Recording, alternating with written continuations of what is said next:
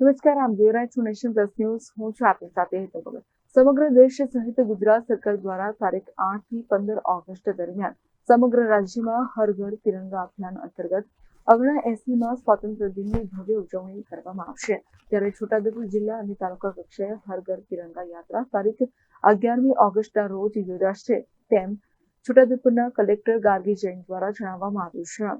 સમગ્ર દેશમાં આગામી તારીખ 8 ઓગસ્ટથી 15 ઓગસ્ટ દરમિયાન હર ઘર તિરંગા અભિયાનની ઉજવણી કરવામાં આવનાર છે.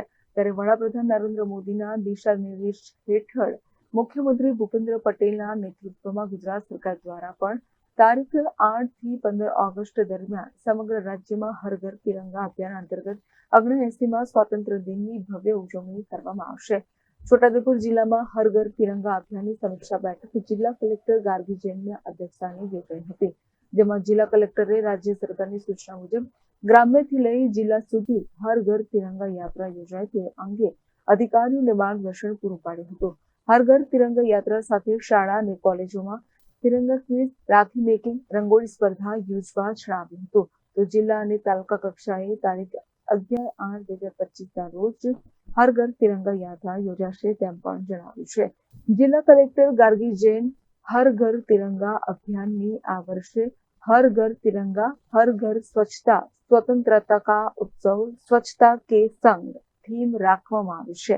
ગામડાઓ અને શહેરોના રસ્તાઓની સફાઈ બાબતે સંબંધિત અધિકારીઓને સૂચના આપવામાં આવી હતી. આ અભિયાનમાં નાગરિકો મહત્તમ સંખ્યામાં જોડાય તે રીતે જન ભાગીદારીથી આયોજન કરવા સૂચન કર્યું છે. આ સમીક્ષા બેઠકમાં જિલ્લા પોલીસ અધિક્ષક ઇમ્તિયાઝ શેખ, પ્રાંતના વહીવટદાર કલ્પેશકુમાર શર્મા, મદદનીશ કલેક્ટર મુસ્કાન ડાંગર, અધિક નિવાસી કલેક્ટર શૈલેષ ગોકલાણી સહિત સંકલનના તમામ અધિકારીઓ ઉપસ્થિત રહ્યા હતા. Rehan Patel, nation plus news, Chhota Udepur. સમાચારોના સતત અપડેટ મેળવવા માટે અમારી નેશન પ્લસ ન્યૂઝની યુટ્યુબ ચેનલને સબસ્ક્રાઇબ કરો, બેલ આઇકન દબાવો અને જોડાયેલા રહો ફેસબુક, ઇન્સ્ટાગ્રામ અને ટ્વિટર પર.